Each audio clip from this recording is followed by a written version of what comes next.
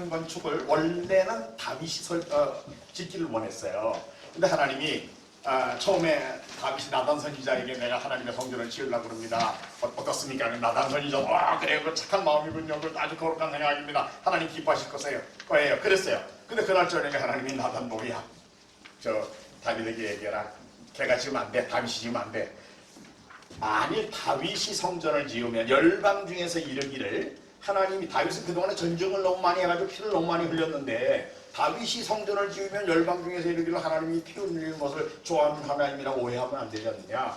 그러니까 그 마음은 갸륵하고 좋지만 다윗에게는 안 된다 그래라. 그의 아들에게서 그 평화의 왕이 나가지고 평화라는 뜻을 가진 왕이 나가지고 그가 성전을 건축하게 해라. 그러셔서 솔로몬에 의해서 성전이 건축되게 한 거예요.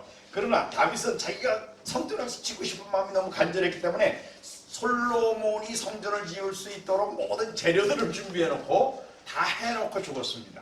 그래서 보면은 다윗이 성전을 건축할 때 그 목적을 역대상 22장 5절에 보면은요, 다윗이 내 아들 솔로몬은 어리고 미숙하고 여호와를 위하여 건축할 성전은 누구를 위한 거예요?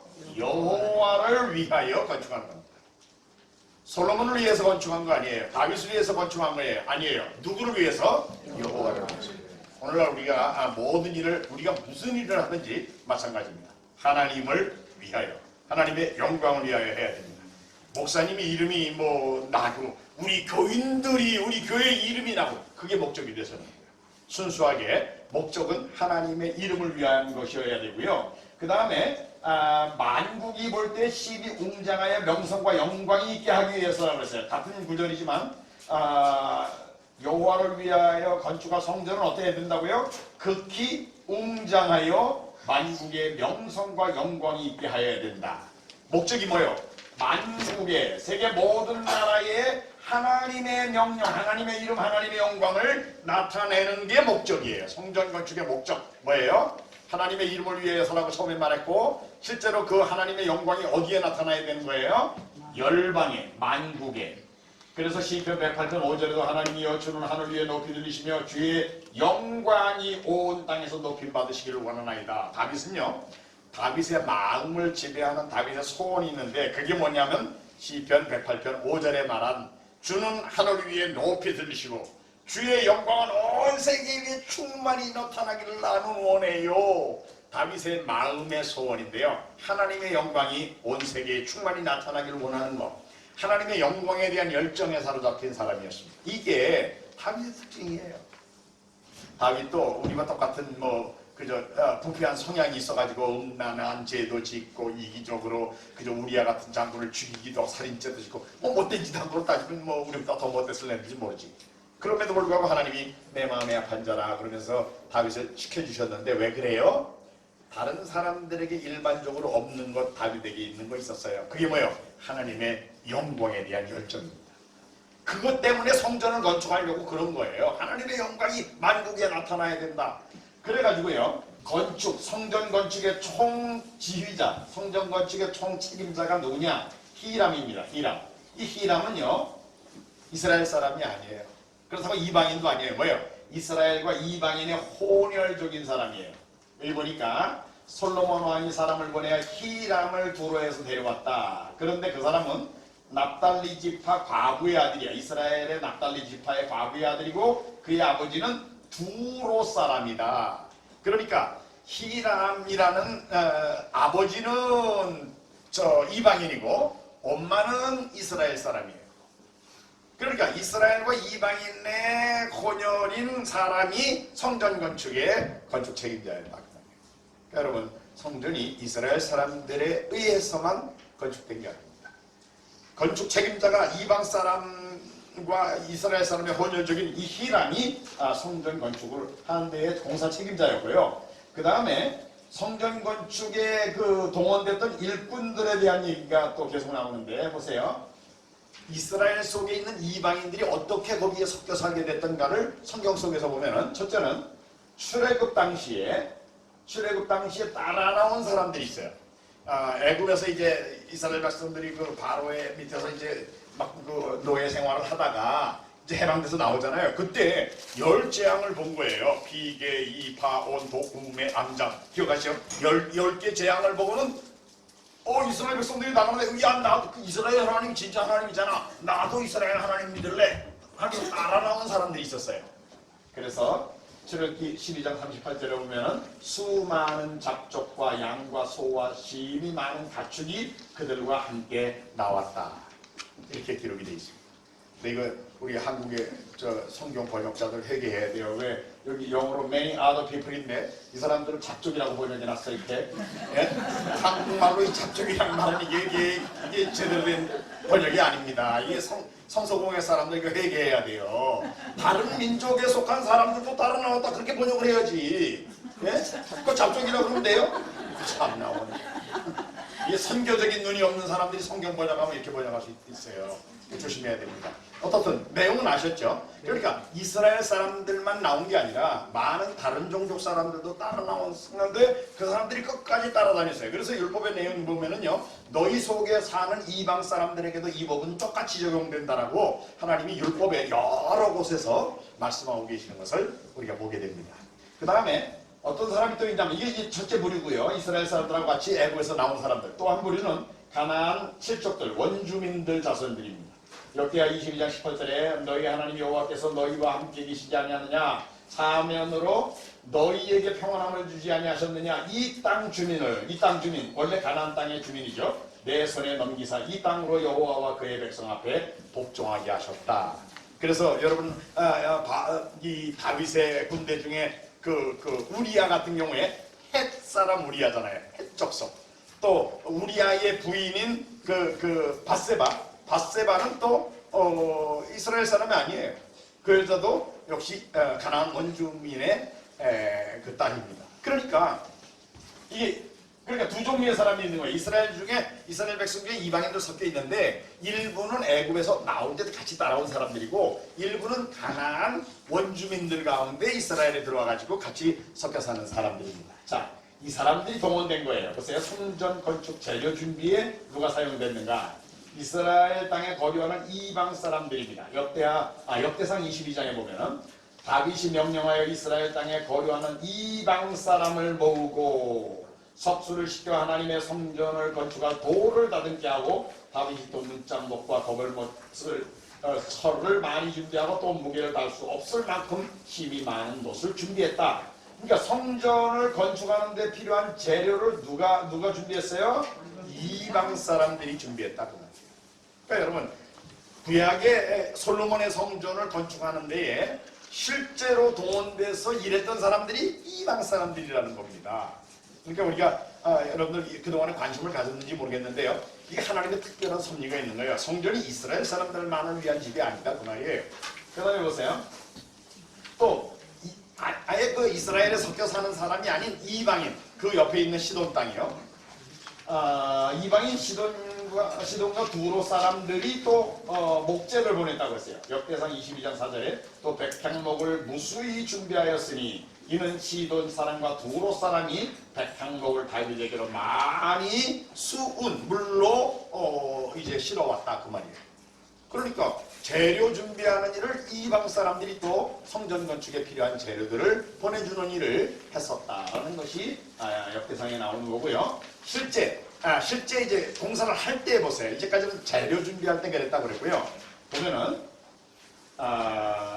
역대하 22장 2절과 17, 18절인데요. 요거 두 개를 비교해 봐야 돼요. 먼저 제가 17절 읽겠습니다. 전에 솔로몬의 아버지 다윗이 이스라엘 땅에 사는 이방 사람들을 조사했다. 그랬는데 그게 모두 15만 3,600명이었는데 그 다음에 그 내용을 보세요. 그 내용은 그 중에 7만 명은 짐꾼, 8만 명은 벌목, 3,600명은 감독. 이게 다 이방 사람들입니다. 이스라엘 땅에 사는 이방 사람 중에 7만 명, 8만 명, 3,600명인데 보세요. 솔로몬이 이에 짐꾼 7만 명이죠. 산에서 돌 떠내는 자 8만 명, 그 다음에 3,600명 다 이방인들이죠. 그러니까 솔로몬의 성전 건축에 동원됐던 사람들과 거기에 감독했던 노가다 십장들도 다 이방인들이었다라는 것을 우리가 여기서 볼 수 있습니다. 그러니까 건축 자체만 건물을 짓는 이 건축 자체만 놓고 봐도 이방 사람들이 동원되어서 성전이 건축됐습니다라는 것을 우리가 알 수 있습니다. 그 다음에 아시는 대로 이제 솔로몬 성전 건축이 다 끝나가지고 봉헌식을 하는데 솔로몬의 봉헌 기도의 내용을 우리가 보면은요, 솔로몬이 먼저 이렇게 기도합니다. 하나님, 먼 곳에 있는 이방인이 하나님의 크신 이름과 능한 손과 펴신 팔에 대하여 듣고 와서 성전을 향하여 기도하거든 주님께서는 그들의 기도를 들으시고 이방인들이 부르짖는 대로 이루어 주십시오 라고 지금 솔로몬이 성전 봉헌식에서 기도한 내용이 열왕기상과 역대하에 똑같은 내용이 같이 기록되어 있어요. 보세요.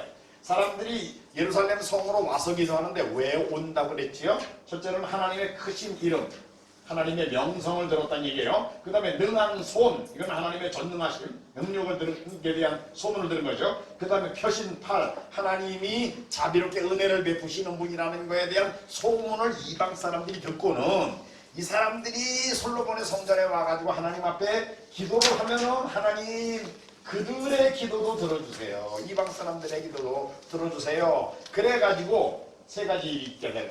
땅의 만민, all the people of the earth, 예? 전 세계 모든 나라 사람들이 그 말이죠. 주님의 이름을 알게 만들어주세요.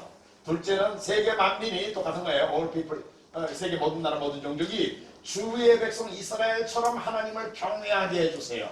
그리고 땅의 만민들이 다 이 성전은 주의 이름으로 일컫는 줄을 알게 해주세요. 솔로몬이 성전 봉헌식 때 했던 기도의 내용이 그겁니다.